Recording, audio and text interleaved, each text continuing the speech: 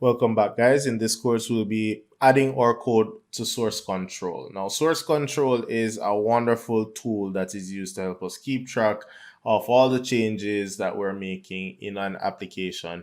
It also helps us to work well in teams because instead of having 3, 4 different versions of one project, the source control repository acts as a central storage area for everybody to subscribe to, check in changes, compare against others, resolve conflicts, and many other benefits. So we're going to be setting up our source control for our project. And after we complete each module, we'll just go ahead and check it in and make sure that we have a consistent trail of all the major changes made in our projects as we go along.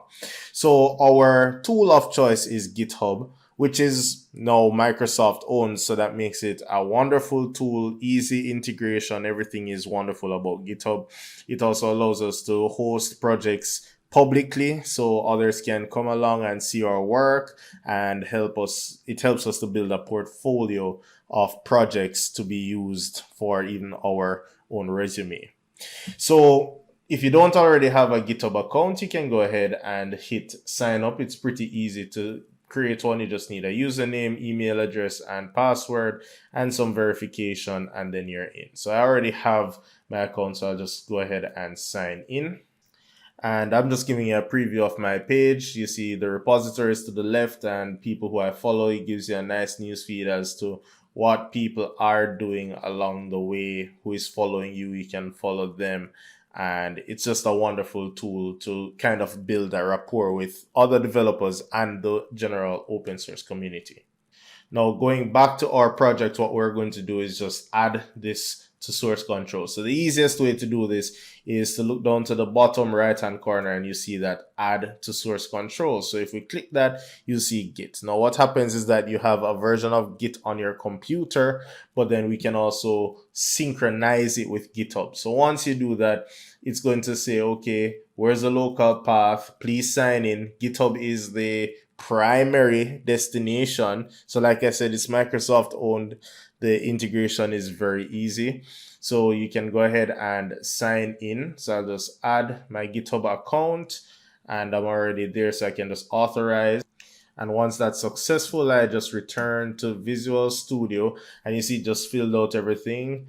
The repository name, you can add a description. So I'm going to say that this is an educational web API built using .NET Core 5.0. So if somebody stumbles upon it, they will get a little gist of, oh, that's what it's about.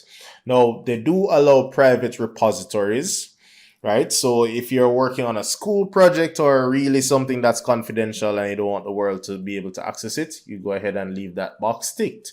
Otherwise, you untick it. So I want to share this code with you guys. I'll leave it unticked.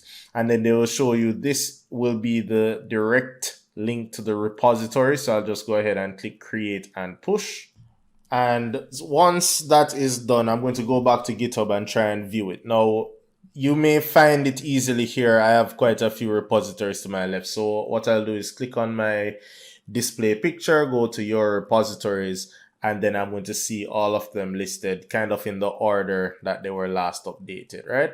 So here's my hotel listing and all of my files are here. Hotel listing, the controllers, everything that I've worked on. So this will be the first check-in. So like I said, it keeps track of all the commits. Every time we make a change, we can go and look at what exactly was done.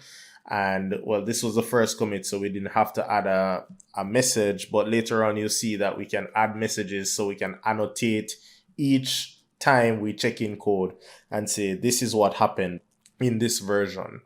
So with that done, we've completed this first phase of getting our application onto source control. You can go ahead and add a README so that people get some amount of instruction as to how to use your project if it is something that is there for every and anybody to use.